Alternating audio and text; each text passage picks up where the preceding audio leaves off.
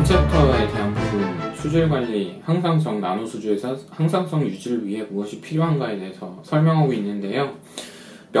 세 가지 정도 얘기할게요. 네, 어떤 거냐? 정수물을 사용한다. 두 번째, 환수를 자주 해준다. 정기적으로, 규칙적으로 환수를 자주 해준다.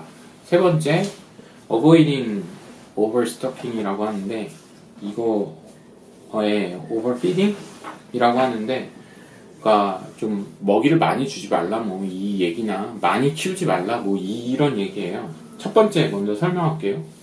정수물, purified water라는 거는 정수된 물 얘기했는데, 정수된 물이 나노 수조에는 되게 유리한 점이 없지 않습니다. 일단 왜 없지 않습니다.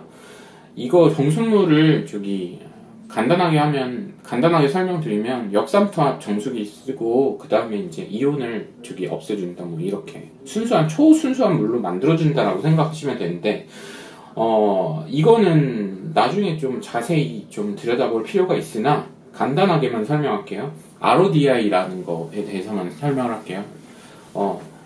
Reverse Osmosis 역삼투압이라고 하는데, 이거는 어떤 거냐면은 우리 삼투압 현상 아시죠? 그러니까 아시죠? 예를 들면 용매가 이동하는 거죠. 예를 들면은 농도가 짙은 것과 짙지 않은 것이 여기 가로막힌 상태에서 물이 만약에 있다면 요 옅은 쪽에 있는 요 물이 이동을 해서 농도를 같게 만들어주는 현상을 이제 삼투압 현상이라고 그러는데, 엽삼투압은 뭐냐? 요 반대로 이제 힘으로 밀어주는 거예요. 요 사이를 힘으로 밀어서 그게 이제 오히려 반대편으로 이동하게끔, 아까 전에는 농도가 낮은 데서 높은 데로 이동한다고 그랬는데, 수월하게 이동한다고 그랬는데, 그 반대로 높은 데 있는 거를 더 빼가지고 저쪽으로 이동하는 것도 그럴 수가 있겠죠. 이 부분은 나중에 참고 책 같은 데 찾아보셔도 좋을 것 같고요. 아무튼 힘으로 밉니다. 힘으로 밀고, 그 다음에 이제 deionized라고 그러는데, 이온을 없애준다 요거죠. 그러니까 H2O 말고 다른 이온들, 여러 가지 이온들이 있겠죠, 물에는. 그거를 이제 다 없애서 순수하게 솔트 믹스, 합성 소금을 넣었을 때 완전하게 이상적인 상태로 만들어주는 과정, 그 전 단계를 이제 만들기 위해서 정수물 purified water를 사용하게 되는 거죠. 예, 그렇습니다. 뭐 여러 가지 이유가 있겠죠. 원래 정수물 쓰고 있는데 있으면 뭐 그거 써도 되겠죠. 뭐 자기 자유니까. 네, 두 번째 이제 정기적으로 환수한다라고 했는데, 환수를 자주 해주면 네, 좋습니다. 네, 왜 좋냐? 아까 전에 말했죠. 소모되는 미령 원소가 있고 소모되는 elements, 성분이 있다라고 했는데, 그거를 따로 도징을 하지 않는다면 뭐 어떻게 하겠어요? 갑자기 뭐 질량 보존의 법칙, 에너지 제일 법칙 뭐 이런 거 있는데 갑자기 뭐 생겨요? 없던 게 안 생기죠. 그러니까 채워줘야 되죠. 그 중에 가장 편한 방법, 쉬운 방법이 water change. 그 물을 새로운 물로 갈아주면 당연히 농도가 떨어진 그 부분이 다시 어느 정도 채워지겠죠. 물론 한계는 있을 수가 있습니다. 그건 정확히 계산해봐야 하는데 거기까지는 다루지 않을 거고, 그건 나중에 하시다 보면 알아요.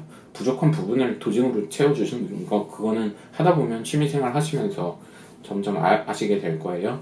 그 다음에 이제 환수를 자주 정기적으로 하는 게 가장 중요하고, 그 다음에 자주 하는 것도 중요한데, 둘 중에 하나를 택해야 된다 그러면 정기적으로 하는 게 좋습니다. 개인적으로 그렇다는 얘기예요.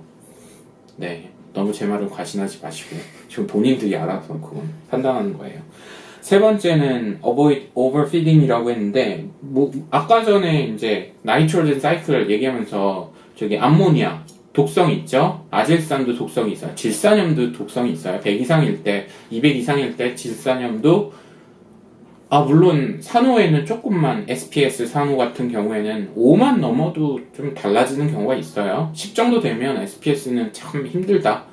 개인적으로 그렇다는 얘기예요. 개인적으로 저는 좀 힘들더라고요. 그래서 저는 나노 수조 짬뽕으로 운영하는 거는 3개 정도 있는 30큐브, 35큐브, 45큐브 이렇게 있는데, 하나는 SPS를 관리를 해요. SPS, 스몰 폴 아크로포라 같은 거 쓰는데 45큐브에는 거기는 질산염 수준이 한 2 정도 돼요. 많이 나올 때 2 정도 되고 보통 1, 그러니까 먹이를 많이 안 준다는 얘기죠.